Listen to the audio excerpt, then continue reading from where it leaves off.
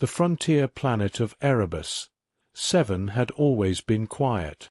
Its surface, a jagged mixture of dark rock and frozen plains, was inhospitable to most life. Yet humanity had carved out a small outpost here, perched on the edge of a massive canyon that cut through the northern hemisphere like a jagged scar. For months, this station had operated on routine, surveying mineral deposits, running atmospheric experiments, and keeping watch for any signs of alien activity. To the crew, it was just another assignment, a remote, lonely corner of the galaxy, but one they had learned to treat with the respect demanded by isolation. Commander Jonas Mercer, a tall man with a wiry frame and sharp eyes that missed nothing, walked through the central hub of the outpost. His boots clicked against the metal floor, echoing faintly through the quiet corridors. The hum of the energy cores and the occasional hiss of recycled air were the only sounds.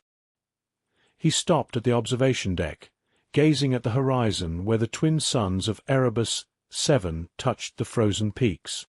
"The readings are steady," reported Lieutenant Kieran Vale, her voice calm but with a tension that Mercer noted.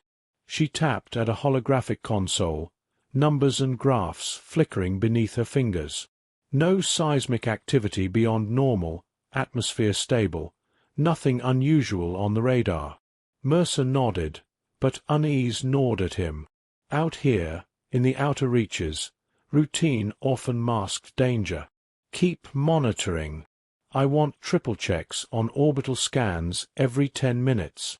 Something feels off," he said, his voice low, almost to himself. The rest of the crew continued their work, unaware of the storm brewing just beyond the edge of their sensors. Outside, in the black void of space, faint blips appeared on the perimeter of the outpost's long-range scanners. At first, they were dismissed as cosmic debris, fragments of rock or stray satellites left from long-forgotten missions. But as the minutes ticked by, the blips multiplied, forming patterns that were too organized, too deliberate, to be random. Back in the central hub, the technicians leaned closer to their consoles. "Commander, we're getting multiple signatures in a tight formation," Kieran said, her voice tightening. "They're approaching fast.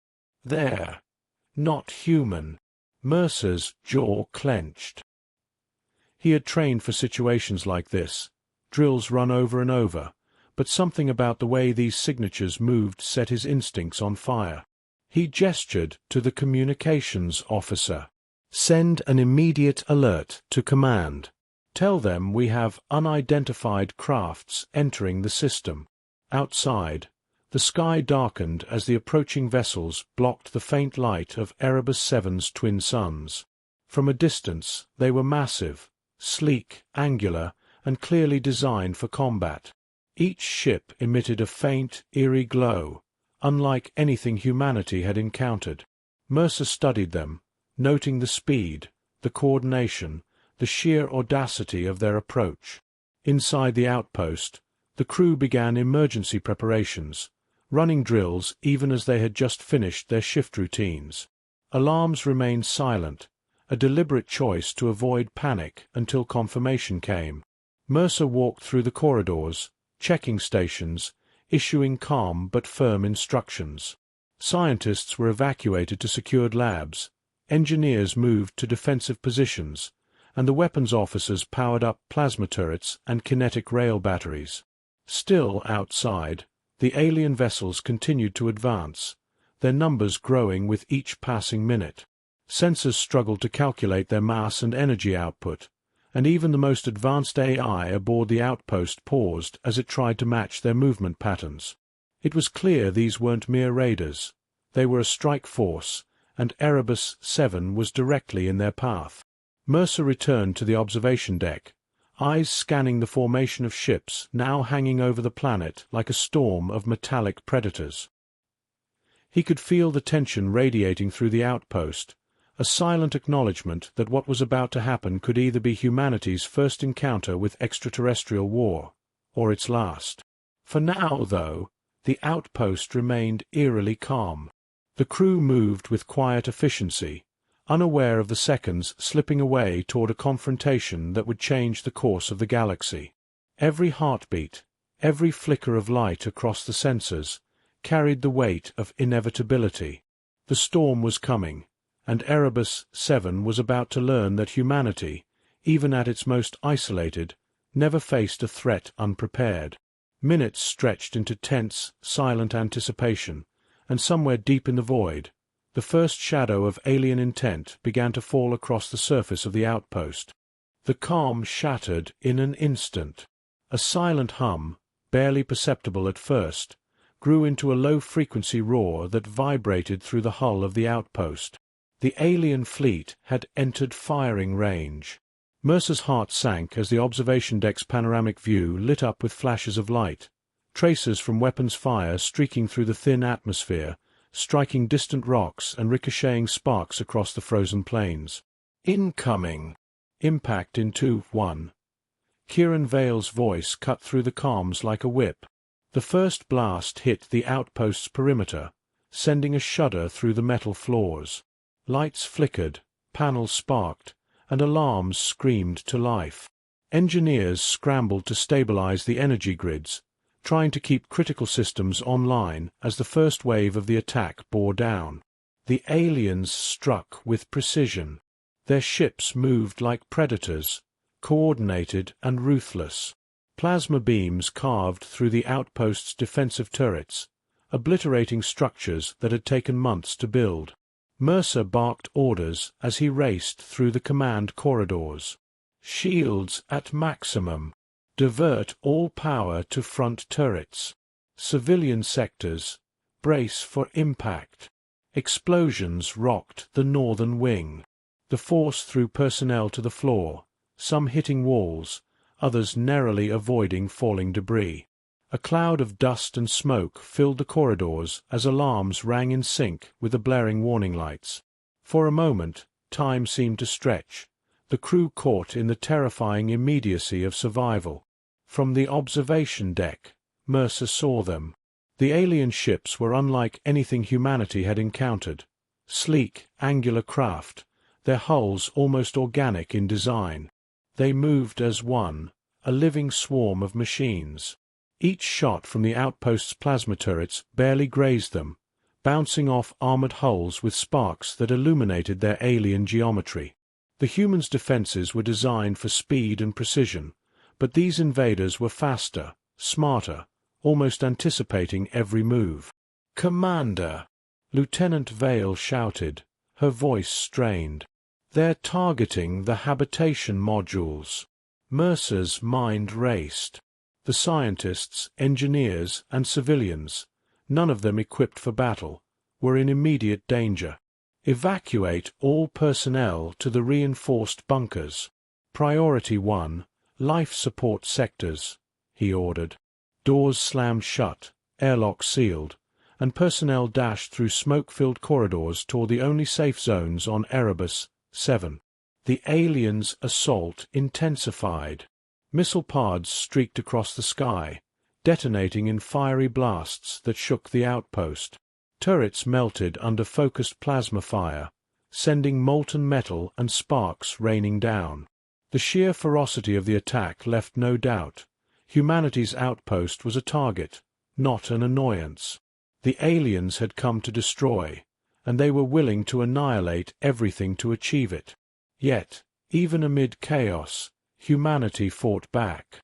Mercer coordinated countermeasures with military precision. Drone units were launched, weaving through enemy fire to deliver automated strikes. Rail guns tore into the nearest alien ships, causing small but noticeable damage.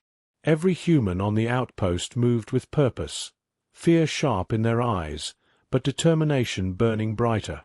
In one of the labs, a young technician, Elena Voss, initiated emergency protocols for experimental weaponry. These were devices never intended for mass combat, prototypes designed for extreme conditions. But desperation breeds innovation. As she worked, sparks flew from overloaded consoles, and the air filled with the acrid scent of ozone. Outside, Explosions painted the frozen landscape with fire and smoke. Mercer gritted his teeth, glancing at the viewports. The alien ships were relentless. Their numbers seemed endless, each wave more aggressive than the last.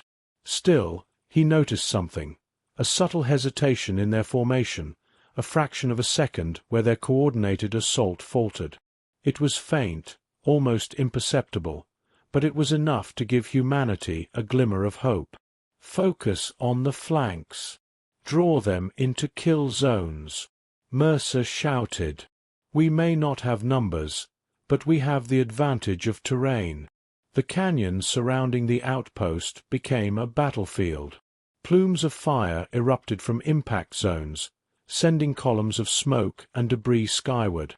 Plasma beams lanced through the air, while kinetic projectiles slammed into alien hulls, leaving smoking gouges.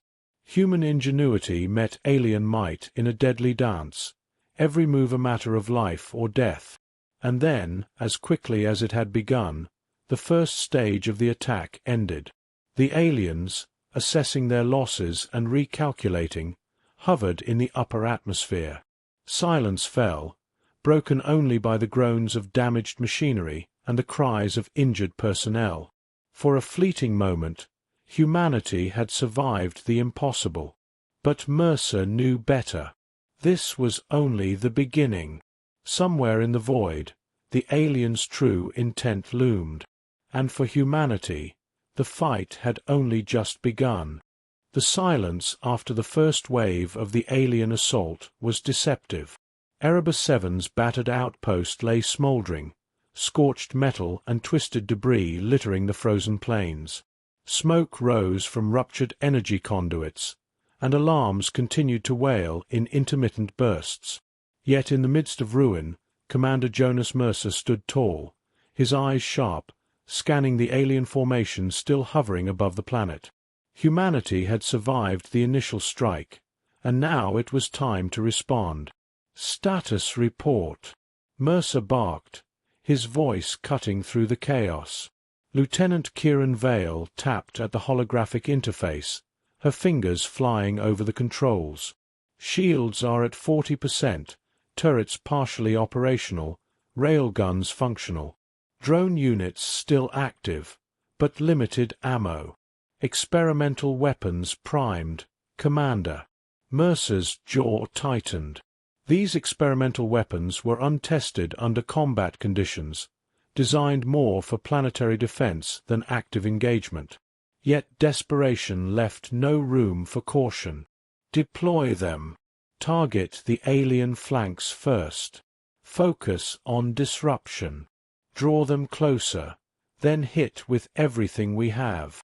Outside, the first countermeasures launched. Small, nimble drones streaked across the icy canyons, trailing bursts of electromagnetic interference.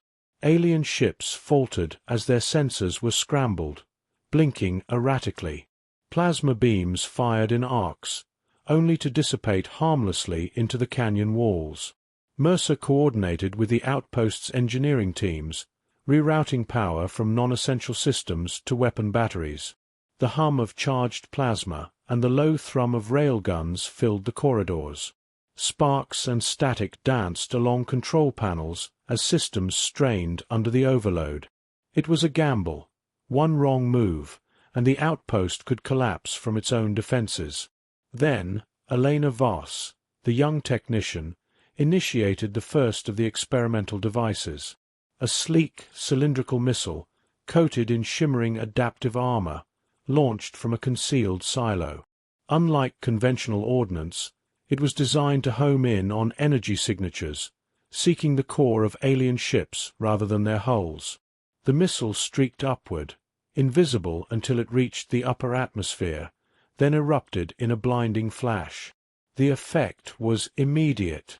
Alien ships convulsed in midair, systems frying as their coordination broke down. For the first time, Mercer saw hesitation in their movements, a ripple of confusion running through the alien fleet. Humanity had found its opening. Now, full assault. Mercer shouted.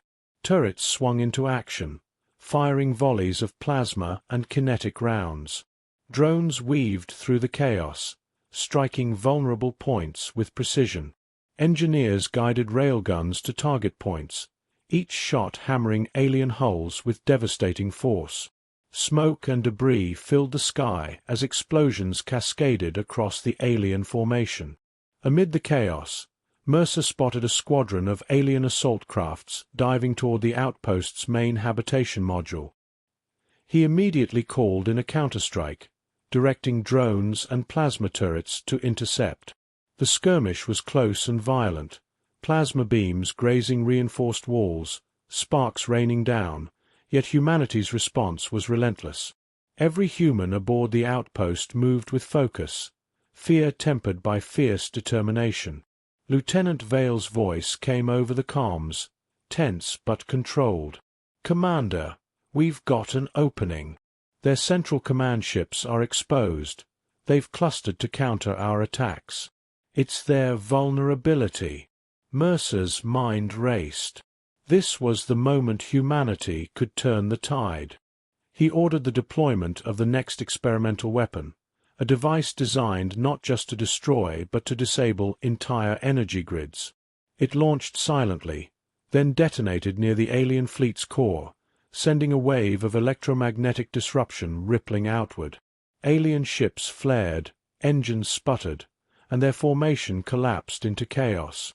The humans pressed their advantage, moving through the canyon terrain to create natural kill zones. Alien ships, now struggling to coordinate, became vulnerable. Every strike counted. Missiles, rail rounds, and plasma fire converged in a deadly symphony. The aliens, for the first time, were reacting to human tactics rather than dictating the battle. Even amid victory, Mercer remained vigilant. "Stay sharp. Don't underestimate them. They'll regroup," he warned, pacing the observation deck. Yet inside, a fire ignited. Humanity was not just defending itself. It was fighting back with unmatched precision and ingenuity. The outpost, though battered, had become a crucible of resistance, proving that even in isolation, humans could adapt, innovate, and strike decisively.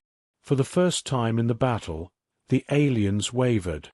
Ships began retreating toward the upper atmosphere, tentative, cautious.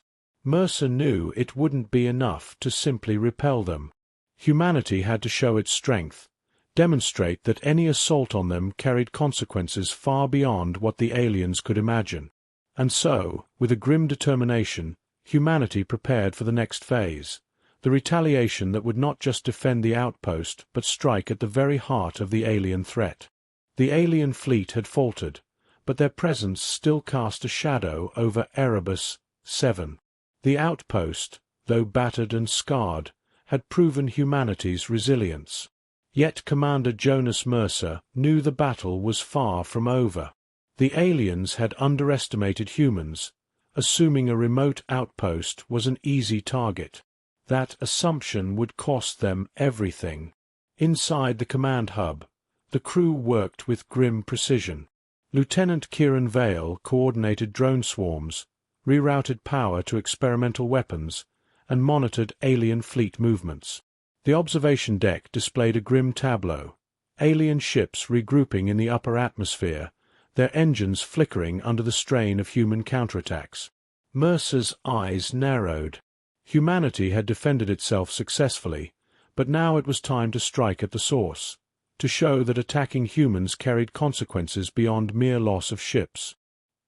He activated the final weapon systems, prototypes of planetary-scale retaliatory devices developed in secret for situations where human colonies faced annihilation.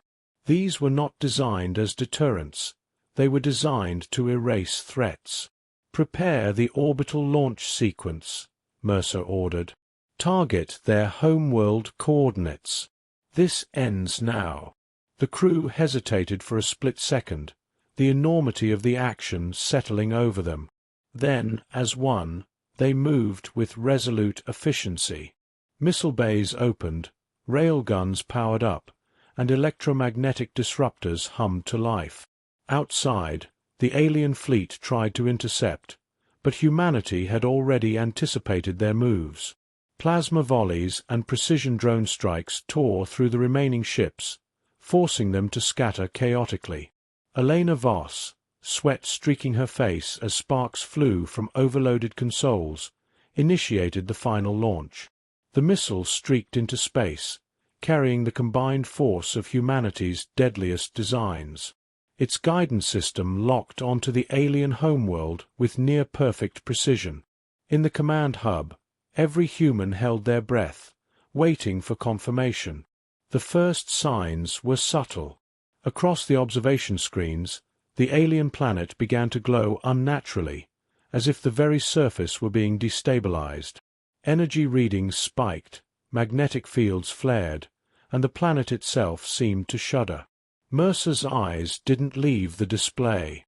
"Hold steady," he ordered. "Do not let the systems falter." Then the eruption began. Massive explosions ripped through the alien planet's crust, detonating energy cores and destabilizing the atmosphere. Volcanic forces erupted in a cataclysmic display, spewing molten rock into space. Shockwaves tore through the planet, tearing continents apart as gravity anomalies rippled outward. The alien fleet, caught in the proximity, struggled to maintain formation. Ships flared and disintegrated as gravitational distortions overwhelmed their engines. In the command hub, silence fell, not from absence of sound, but from the collective awe and horror of what humanity had unleashed. The planet, once a vibrant hub of alien civilization, fractured and collapsed under the force of human ingenuity.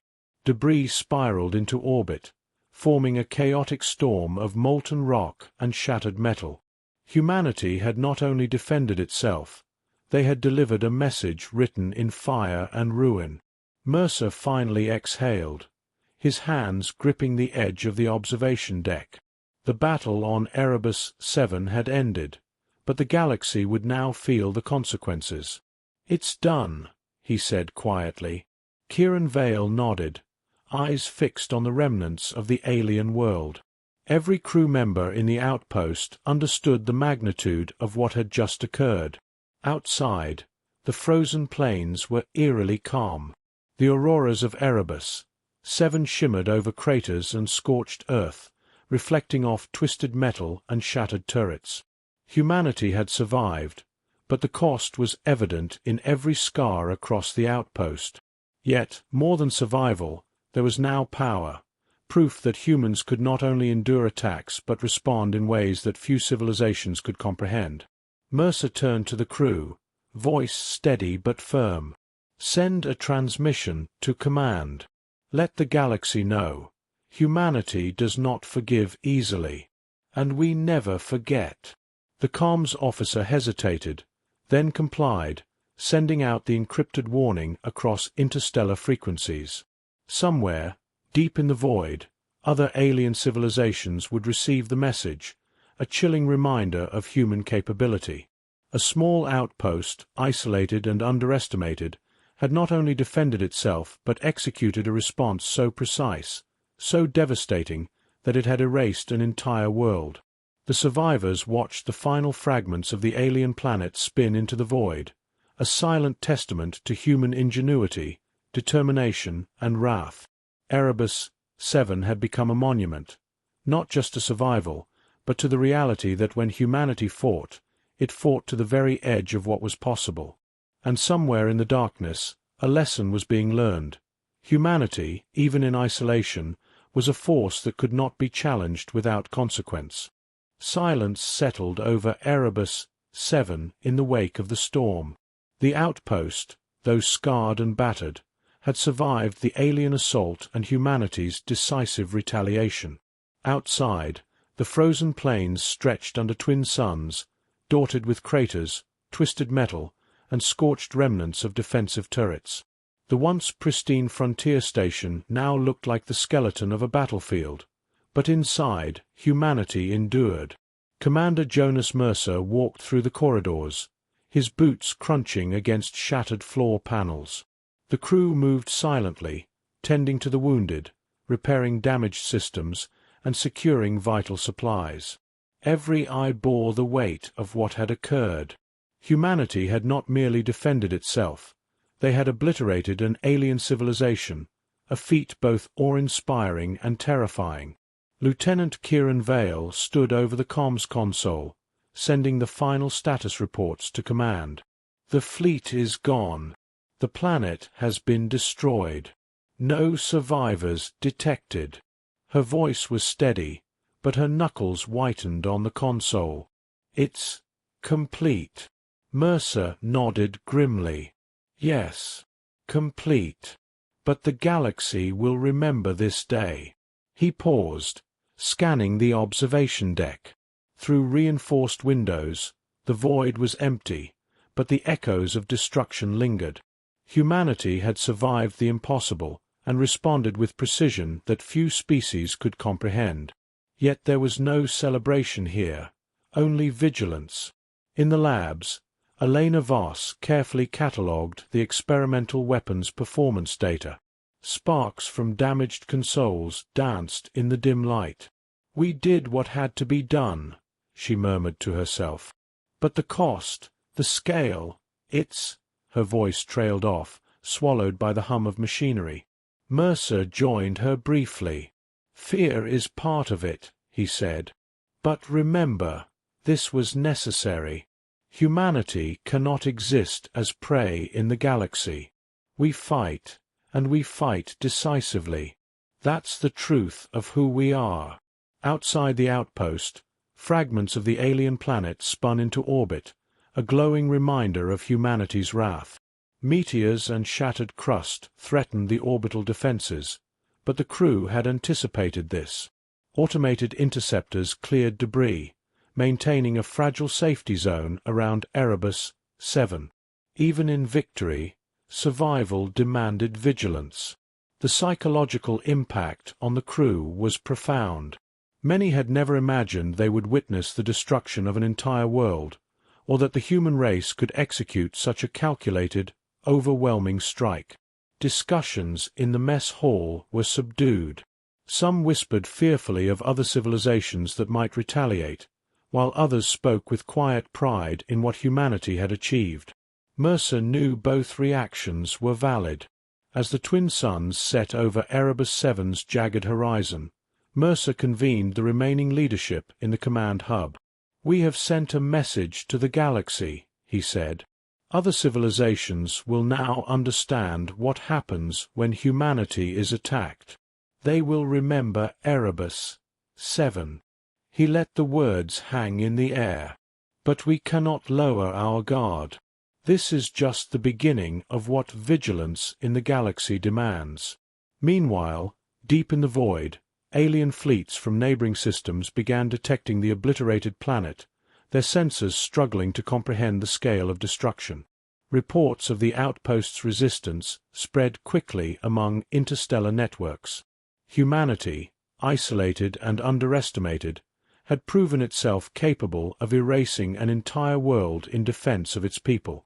The galaxy began to take notice, not with curiosity, but with fear. At the outpost, Mercer stood at the observation deck alone for a moment, gazing at the void where the alien planet had been.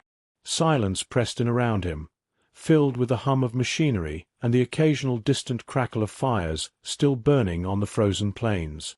Humanity had survived. Humanity had won. But the cost, the consequences, and the reality of what they were capable of would never be forgotten. He turned back toward the command hub, voice steady. "Prepare for the next step. Humanity is no longer a species to be underestimated. Let the galaxy remember, we fight not only to survive, but to endure. And when we strike with finality." The crew nodded, silent but resolute. Outside, the remnants of alien ships drifted, powerless and scattered. Humanity had survived, endured, and asserted its place among the stars. The message was clear: attack them, and the consequences would be catastrophic. Erebus, Seven stood scarred but unbroken. Humanity had faced annihilation and emerged stronger, sharper, and infinitely more dangerous. In the void, the echoes of destruction lingered, a warning to any who might dare challenge the species that refused to bow. Humanity had spoken, and the galaxy was listening,